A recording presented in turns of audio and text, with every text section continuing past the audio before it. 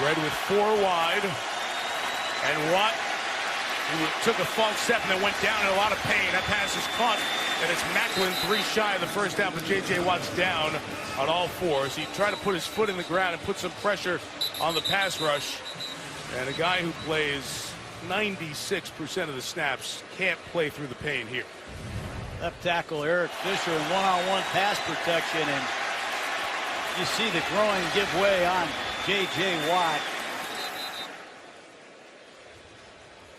Let's hope this isn't serious.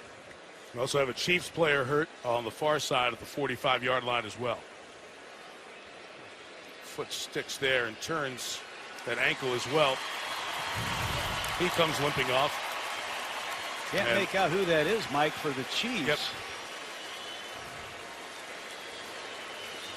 Jeremy Macklin, I believe, over there. So 2 key players as they look at Macklin's knee, doing the test on his right knee as well. Whose loss that would be for Kansas City's playoff hopes as well. Andy Reid right over there too. So 2 of the best players in this game injured on the same play and in a ton of pain.